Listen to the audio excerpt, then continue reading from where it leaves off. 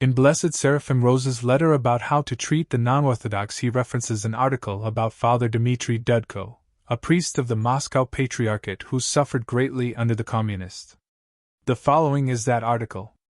By God's grace it will prove spiritually profitable for you.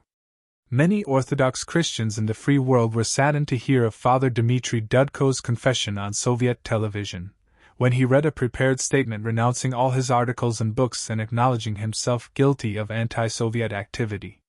This occurred after Father Dimitry had been imprisoned for 5 months and had been allowed to see no one, not even members of his own family. One can only guess at the pressures and psychological weapons, including injection of mind-weakening drugs, that caused Father Dimitry to read this statement, which was evidently composed for him by the KGB. Perhaps he was actually broken by the pressures, broken not in his Christian faith, which he did not renounce, but in his sense of mission to preach the gospel so boldly in the midst of the impossible conditions of Soviet Russia, but until such time as he becomes free to speak openly, which may never occur, it is hardly possible to say just what happened to him. According to the latest information about him, he has been set free awaiting his trial, but has been sent outside Moscow and is allowed contact with no one.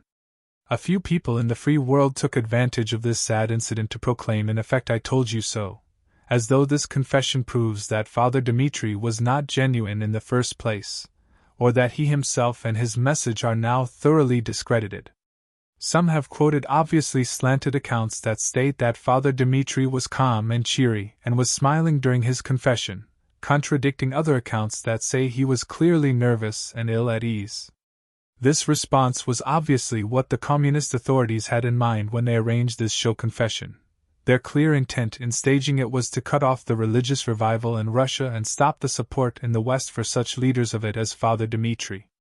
But even before this, there were a number of attacks made against Father Dimitry in the free Western press, both Russian and non-Russian, and these attacks continue up to the present.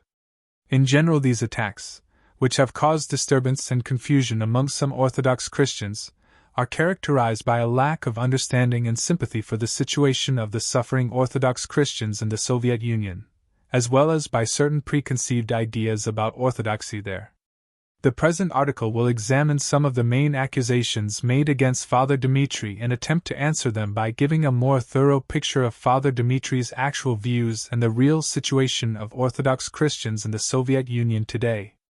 In the course of this examination, we will try to evaluate Father Dimitri's message for contemporary Orthodoxy and suggest what our attitude in the Free West should be towards him and other representatives of the Orthodox revival in the Soviet Union.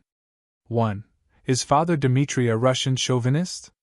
Some of the attacks in the West have accused Father Dimitry of being a Russian chauvinist who places Russia before Orthodoxy, as well as of being messianic and apocalyptic, of placing too much emphasis on a world crisis of faith, and of seeing Russia as the very center of this crisis, the religious resurrection of Russia having a message for the whole world.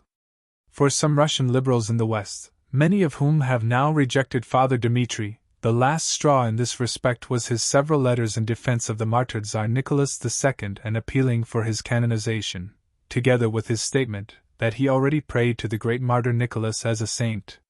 Thus, despite Father Dimitri's clear statements that he venerates the Tsar for religious and not political reasons, some people condemn him also as a Tsarist and even a fascist.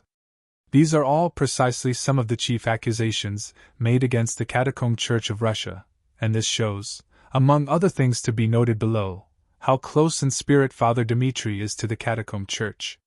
What is regarded by unsympathetic outsiders as chauvinism, Tsarism, and crisis mentality is, on a closer and more sympathetic examination, seen to be a profoundly suffering orthodoxy, to use the phrase of Saint Gregory the theologian, which goes deeper than the comfortable, academic orthodoxy that is so easy to hold in the Free West. It is simply orthodoxy in action, filled with love for the suffering brother in front of one.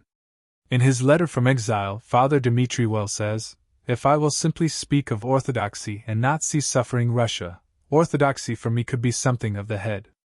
No one who has read his writings carefully can seriously doubt that, for all his love for Russia and the Tsar, it is always and only orthodoxy to which he is inviting and converting people. As he himself says, Both a Russian priest and the Russian Church are partial phenomena which must enter into the whole. But before me always and first of all is the Church. It is to the Church that I strive to bring people. This is not chauvinism, it is simply heartfelt orthodoxy, a kind we ourselves need much more of in the West. And if we in the West are not aware of the literally apocalyptic crisis of which Father Dimitry speaks, and which is felt most acutely in the suffering Russian land, even as many of the listeners of St. John of Kronstadt thought that he also was exaggerating about the spiritual crisis of his times, then it is surely time we woke up from our spiritual sleep and began to see it.